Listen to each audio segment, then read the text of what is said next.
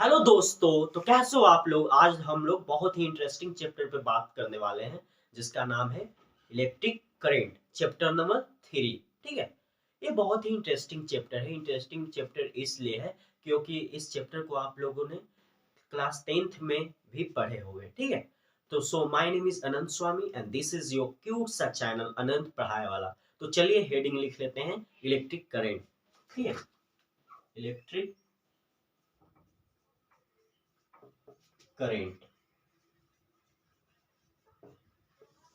Electric current क्या होता है, इसमें पोटेंशियल डिफरेंस पढ़ेंगे, रेसिस्टेंस पढ़ेंगे, ओम्स लॉ क्या होता है, ये सब चीजों के बारे में जानेंगे। ठीक है। तो सबसे पहले आप लोग इलेक्ट्रिक करंट डिफाइन कर लेते हैं। तो इलेक्ट्रिक करंट लिखिए आप लोग। इलेक्ट्रिक करंट क्या होता है? Rate of flow of charge. Rate of flow of charge. Rate of flow of charge को क्या बोलते हैं? Electric current.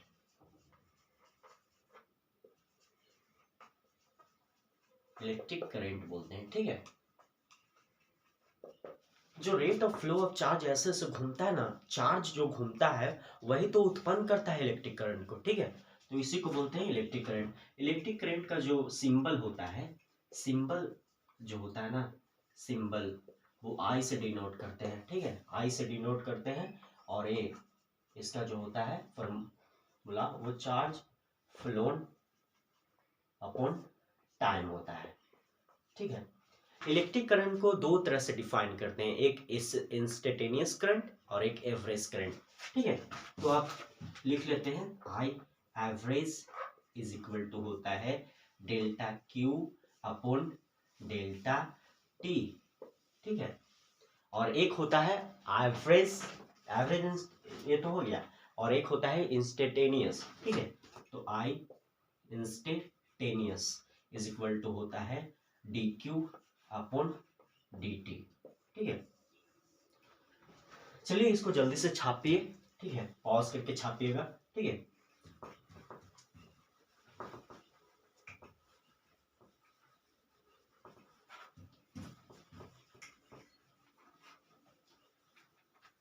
तो चलिए एक करंट का जो है एक और फॉर्मूला जो है बहुत ही इंपॉर्टेंट फॉर्मूला है, जिसको हम ड्रिफ्ट वेलोसिटी से क्या करते हैं, ड्रिफ्ट वेलोसिटी इसमें आ जाता है। ठीक है।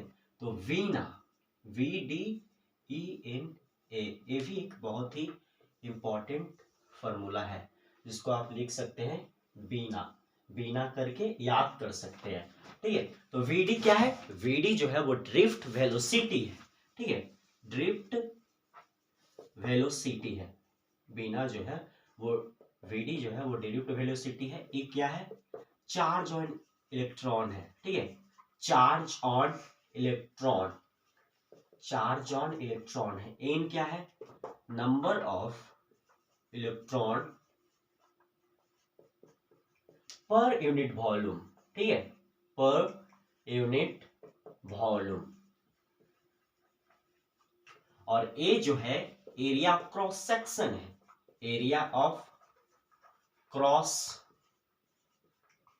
सेक्शन है। ठीक है। अब हम लोग बात करते हैं करंट का एसआई यूनिट। एसआई यूनिट क्या होता है? तो चलिए देख लेते हैं SI unit. SI unit of current क्या होता है? ऐसे एसआई यूनिट ऑफ करंट जो होता है वो एम्पियर होता है। एम्पियर। ठीक है। तो एम्पियर आया कैसे?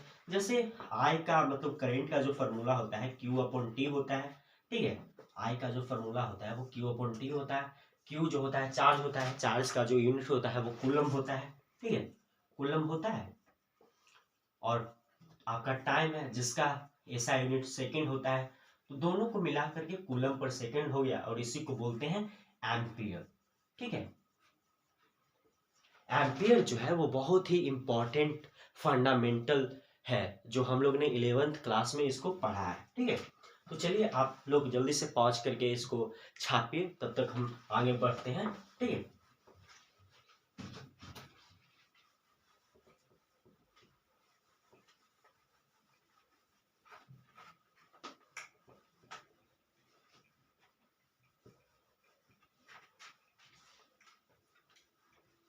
एक बहुत ही इम्पोर्टेंट रहता है कि इलेक्ट्रिक करंट जो होता है वो कैसा क्वांटिटी रहता है।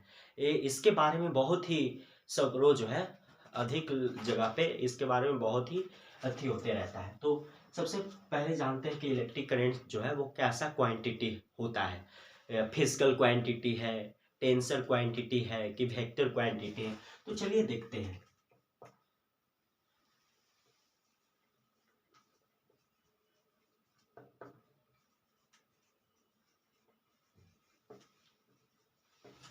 Which type of quantity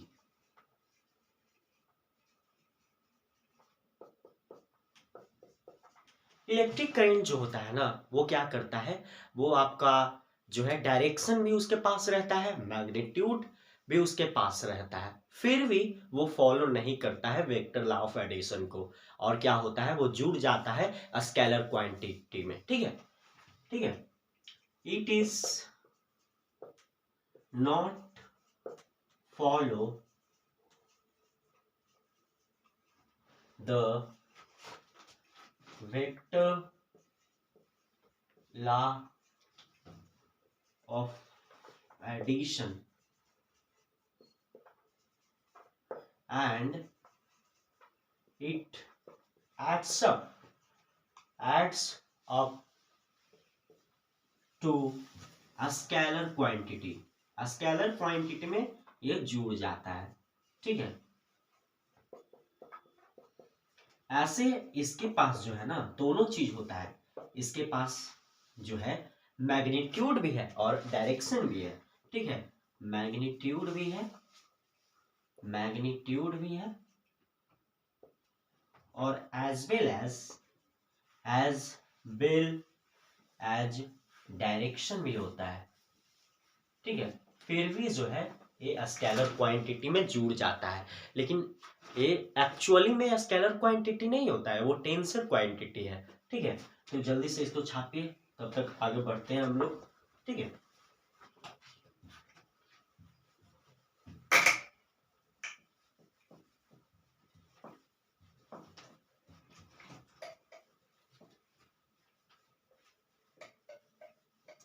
अगर मान लेते हैं किसी भी एग्जाम में आपको पूछ देता है कि इलेक्ट्रिक करंट जो होता है वो स्केलर क्वांटिटी है कि वेक्टर क्वांटिटी है कि टेंसर क्वांटिटी है, तो ऐसे में क्या करना है ना आपको, अगर गिवन है एग्जाम में, अगर आपको ऑप्शन में गिवन है टेंसर क्वांटिटी, तो आपको टेंसर क्वांटिटी को टिक करना है, लेकिन अगर स्केलर और वेक्टर है तो इसमें क्या करना है कि आप स्केलर को टिक करिएगा। ठीक है, अब दूसरा बहुत ही इंपॉर्टेंट टॉपिक है आपका इलेक्ट्रिकल रेसिस्टेंस पे बात करेंगे।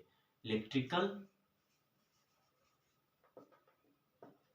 रेसिस्टेंस क्या होता है इसके बारे में हम लोग बात करते हैं। इलेक्ट्रिकल रेसिस्टेंस क्या होता है, एक प्रॉपर्टी होता है मटेरियल का। It is the property of material जो रोकता है इलेक्ट्रिक करंट को जाने से। ठीक है, तो चलिए लिखते हैं, it is the property it is the property of a material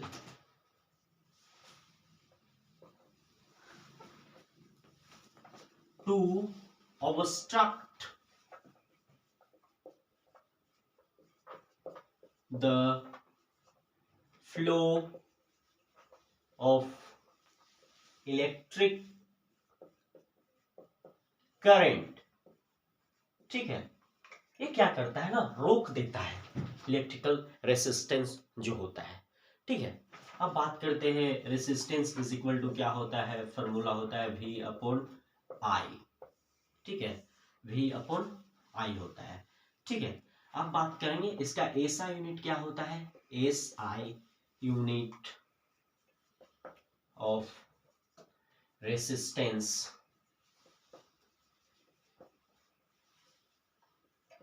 is ohm होता है। ठीक है, ओम, ओम जिसको इस तरह से इसका सिंबल होता है। ओम क्यों हुआ, क्योंकि ये जो है भी जो है वो पोटेंशियल डिफरेंस है, पोटेंशियल डिफरेंस का जो यूनिट होता है वो वोल्ट होता है। ठीक है। और ए आई जो है वो करंट है, करंट का जो आपका यूनिट होता है वो एम्पियर होता है। तो वोल्ट अपॉन एम्पियर जो होगा वो क्या कहलाएगा, ओम कहलाएगा, ठीक है, ओम कहलाएगा, ओम कहलाएगा, ठीक है।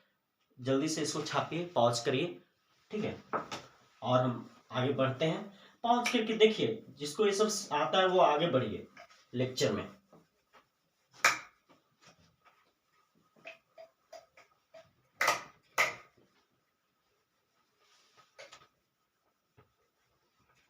अब बात करते हैं कि इलेक्ट्रिकल रेसिस्टेंस जो है वो किस चीज पे डिपेंड करता है। मटेरियल पे डिपेंड करता है कि ये जो है आपका टेम्परेचर पे डिपेंड करता है, क्या चीज पे डिपेंड करता है। तो लिखिए रेसिस्टेंस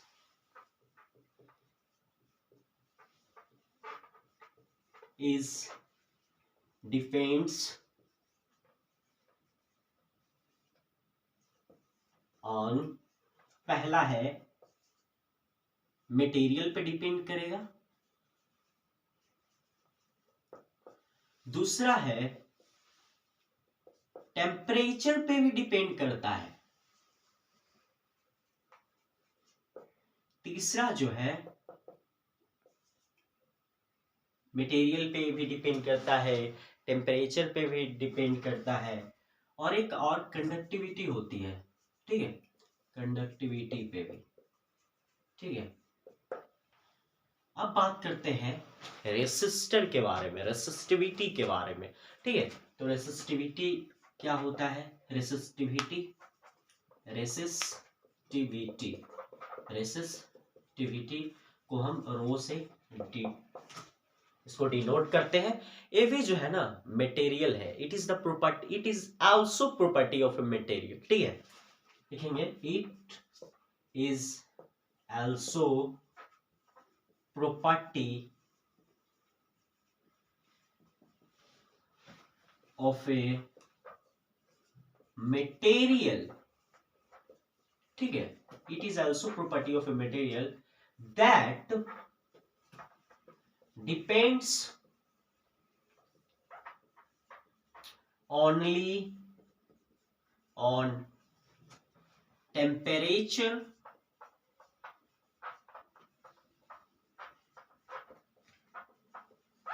and material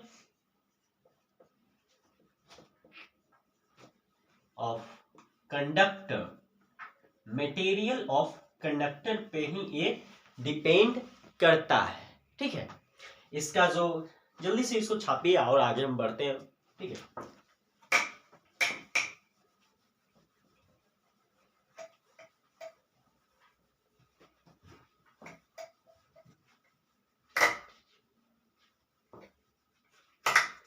तो देखते हैं रेसिस्टिविटी का जो फॉर्मूला होता है वो रो एल अपॉन ए होता है, ठीक है, रेसिस्टेंस से। तो इसको देखेंगे रो हो जाएगा, ठीक है, आर ए अपॉन एल हो जाएगा, ए हो जाता है आपका, ठीक है, ठीक है। अब हम जो है क्वेश्चन करते हैं, ठीक है, इतना में पढ़ा, अब क्वेश्चन करते हैं, ठीक है। चलिए स्टार्ट करते हैं। क्वेश्चन नंबर 1 पूछता हूं कि मान लीजिए Q इज इक्वल टू दिया हुआ है आपका T square plus 4t plus 5, इतना दिया हुआ है, और पूछता है फाइंड, क्या पूछता है, फाइंड इंस्टेंटेनियस पूछता है, ठीक है ना, फाइंड इंस्टेंटेनियस करंट पूछता है एट टाइम, कितना दिया हुआ है टाइम 3 सेकेंड पे, 3 सेकेंड पे, एंड आई एवरेज पूछता है फ्रॉम 0 to 2 सेकेंड पे। तो इसको जल्दी से आप बनाइए, कम से कम इसमें आप 2 मिनट दीजिएगा, ठीक है। जल्दी से इस क्वेश्चन को आप बनाएं, ठीक है, फिर बाद में हम देखेंगे, ठीक है। तो जल्दी से बनाइए आप।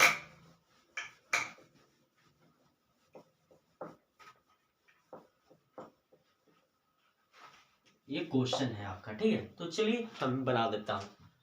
तो इसका सॉल्यूशन देखिए, क्या पूछ रहा है, Q is equal to T square plus 40 plus 5, find instantaneous at time t 3 second दिया हुआ है एंड आई एवरेज भी पूछ रहा है 0 to 2 सेकेंड। तो चलिए इसका जो पहला का देख लेते हैं। आई इंस्टेंटेनियस इज इक्वल टू क्या होता है, D Q upon D T होता है। तो इसको क्या करेंगे, डी क्यू है, डिफ्रेंशिएट कर देंगे, ठीक है, डिफ्रेंशिएट कर देंगे। जब डिफ्रेंशिएट करिएगा तो 2t प्लस 4 हो जाएगा। टाइम कितना दिया हुआ है 3 सेकेंड, तो 2 इंटू 3 प्लस 4 यानी 10 एम्पियर आ जाएगा, ठीक है, 10 एम्पियर आ जाएगा, ठीक है।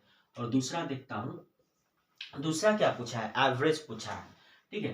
तो I average is equal to कितना होता है, delta Q upon delta T होता है, delta Q upon delta T. तो इसको क्या लिखूंगा, Q2 minus Q1 upon T2 minus T1 लिखूंगा, ठीक है।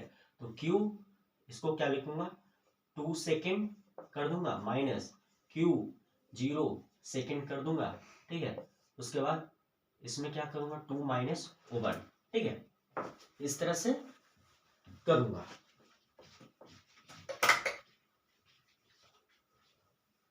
तो चलिए क्या दिया हुआ है आपका, दिया हुआ था जाकर के आपका T square plus 4t plus 5, इस तरह से दिया हुआ था। तो इसमें पुट कर देंगे टी का वैल्यू जो है, ठीक है, टी का वैल्यू जो है आपको क्या करना है, पुट करना है। तो 2 का स्क्वायर प्लस 4 इंटू 2 प्लस 5, ठीक है, माइनस, और क्या करना है आपको 0 सेकेंड पे, तो 0 का स्क्वायर प्लस 4 इंटू 0 प्लस 5 और 2 में से 1 गया, ठीक है ना, 2 में से 1 जाएगा, ठीक है। तो कितना आ जाएगा, 2 माइनस 1, तो आपका 17 आ जाएगा ना। 4 प्लस 6 5 11, 2 2 4 प्लस 4 2 8 5 13, 13 माइनस 5, और ये आपका कितना आ जाएगा, 2 माइनस 0 ना हो जाएगा, हाँ 2, इस तरह से आपका आ जाएगा 6 एम्पियर इसका आ जाएगा, ठीक है। जल्दी से छाप लीजिए पॉज करके, ठीक है। चलिए दूसरा क्वेश्चन देखते हैं अब।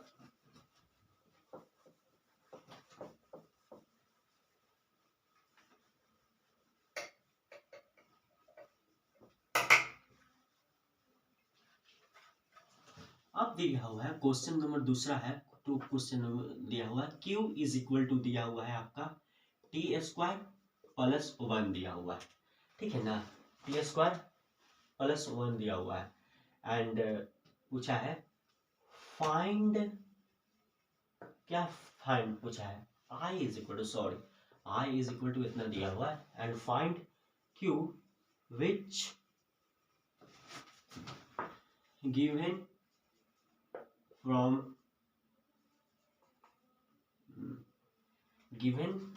फ्रॉम क्या बोला है, area of cross section, area of cross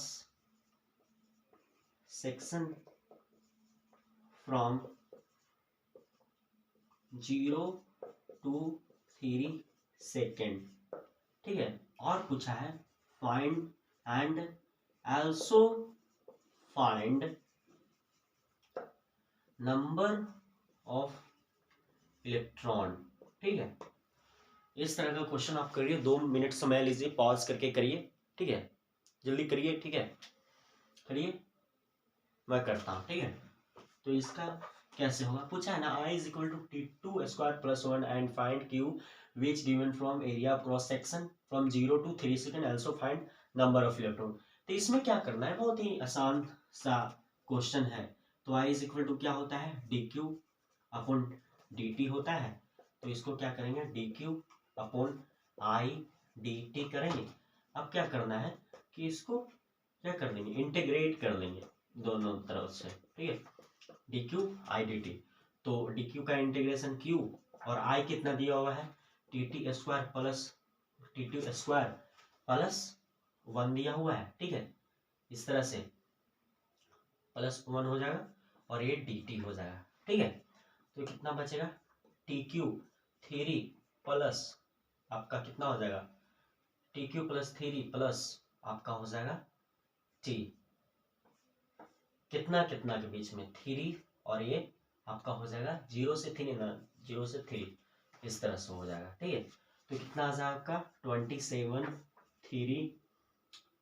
27 आ जाएगा। देखिए आपका, देखिए कैसे होता है 3 का क्यूब, ठीक है, -3 -0 प्लस, ठीक है, 3 -0 इस तरह से अपॉन 36 यानी 12 एम्पियर आ जाएगा। ठीक है, 12 एम्पियर आ जाएगा। तो चलिए यहीं पे इस लेक्चर को करते हैं समाप्त और पढ़ते रहिए। All the very